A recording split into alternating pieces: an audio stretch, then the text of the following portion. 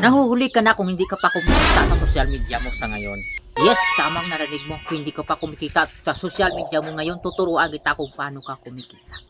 Unang gawin nyo guys, mag-sign up lang kayo dito sa ating Timo app. Ang sign up natin dito guys, Timo Affiliate Program. Pag naka-sign up na kayo, ito na yung lalabas sa inyong mga Chrome. Ang Timo Affiliate Program guys, ay sa Chrome tayo dapat mag-open ha. Automatic na yan kapag naka-register na kayo. O-open na yan doon sa Chrome ninyo. At ito na mga guys, yung dashboard natin. Saan natin sa baba ng video, mayroon nakalagay affiliate at yung bandang gitna invite affiliate. Mayroon dyan hot item. Yung last ay data center. Yan lang naman yung kinita ko sa loob ng 4 na araw ha. Mayroon na tayong 300 pesos dyan plus 438 pesos. Yes mga guys, yan lang kinita natin. Pagsipag lang tayo mag-share sa ating mga social media. Ito na nga nang i-earn ko sa ilang araw pa lang. No? Kapag mag-share kayo guys, itong kita nyo itong invite to earn.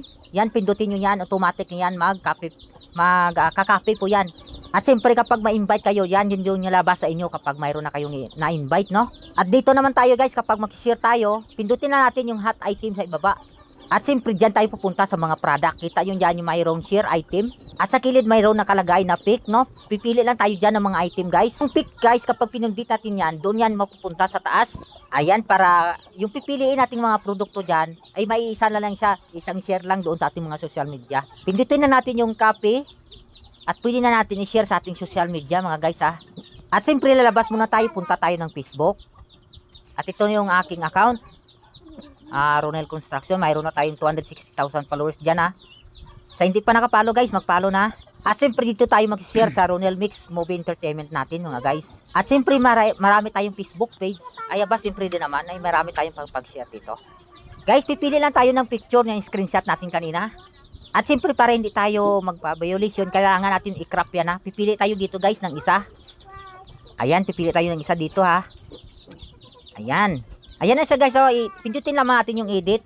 Tapos i-crop natin. Ayan. Pagkatapos natin i-crop yan guys, ay maglagay na tayo ng description sa taas. Ayan. Lagyan lang natin ng words guys na napapahinto sila sa words yan sa taas para makapag-check out sila o makapag-click sila ng link natin. Ayan.